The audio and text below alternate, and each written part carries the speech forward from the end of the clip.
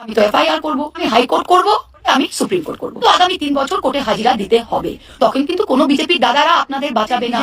ছোট্ট ছোট্ট মহিলা কর্মীদের জন্য আপনাদের একটা ভিডিও দেখলাম, কালকে আমায় কেউ পাঠালো, সংবাদ মাধ্যমে বোধহয় দিয়েছেন, যে কালকে কৃষ্ণনগর কোর্টে কোনো একটা কেসে সামান্স হয়নি, কিন্তু কোনো হিয়ারিং ছিল। যাই হোক, আপনারা আমার অধীর অপেক্ষায় ছিলেন। আপনাদের প্রত্যেকটার মুখ দেখা যাচ্ছে। আচ্ছা, এই বিজেপির মহিলা কর্মীদের আমি বলতে চাই যে আপনাদের তো বিজেপির দাদারা তাতিয়েছে, বলেছে যান যান হিরোইন হবেন, হাতে ডিম টিম নিয়ে অপেক্ষা করুন, মহুয়ামৈত্র আসবেন। মহুয়ামৈত্র হতে পারবেন না, কিন্তু মহুয়ামৈত্রের দুটো ডিম ছুঁড়ে যদি আজকে হিরোইন হয় তাহলে খুব ভালো। আচ্ছা, মহুয়ামৈত্র উজ্জ্বল বিশ্বাস নয়। প্রত্যেকটা দিদিমণিকে বলি, বিজেপির সুন্দর সুন্দর মহিলা কর্মীদের, যে রাজনীতি আমিও করেছি, আপনারা অন্য পার্টি করেন, কিন্তু একটা সিস্টেমের মধ্যে রাজনীতি করতে হয়।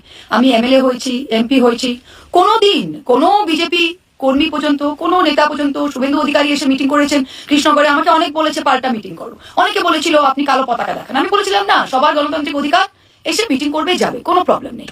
তা আপনাদের মুখ তো দেখা যাচ্ছে, আমি তো উজ্জ্বল বিশ্বাস নই, আপনাদের মুখ দেখা যাচ্ছে, আপনারা যে আমার জন্য অপেক্ষা করছেন হাতে ডিম নিয়ে, প্রত্যেকটার মুখ দেখা যাচ্ছে।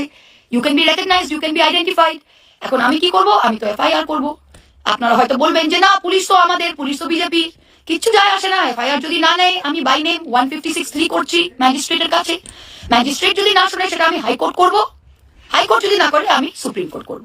তাই প্রত্যেকটা মহিলা, আপনারা যে ডিম নিয়ে 2 মিনিটের জন্য হিরোইন হতে সেজেছিলেন, আপনাদের কিন্তু আগামী 3 বছর কোর্টে হাজিরা দিতে হবে।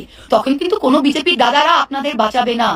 আপনারা মধ্যবিত্ত শিক্ষিত পরিবারের, দেখে তো মনে হচ্ছে ভালো কাপড় জামা পরা, সুইটলি দাঁড়িয়ে আছেন, তাই আমিও আপনাদের ভালো চাই। তাই মহুয়ামৈত্র নির্বাচিত সাংসদ, মহুয়ামৈত্র কেবল কৃষ্ণনগরের 4টে ওয়ার্ডে জিতে আসেনি, মহুয়ামৈত্র পুরো কৃষ্ণনগর লোকসভা কেন্দ্র থেকে নির্বাচিত সাংসদ, বুঝতে পারলেন? 60,000 ভোটে লিড পেয়ে আমি এই কেন্দ্র থেকে জিতেছি। তাই 2029 অব্দি আমি এমপি আছি, এবং আমি দাপটে সসম্মানে নিজের এলাকায় থাকি এবং থাকবো। তাই আপনারা যদি বিজেপি দাদাদের কথা শুনে ক্যামেরার উপরে নিজের মুখ দেখিয়ে দিন নিয়ে দাঁড়িয়ে থাকেন, তাহলে আগামী দিনে 156(3)টাও আপনারা ফেস করবেন। আগামী দিনে হাইকোর্ট, সুপ্রিম কোর্টে হাজিরা দিতেও কিন্তু আপনাদের যেতে হবে।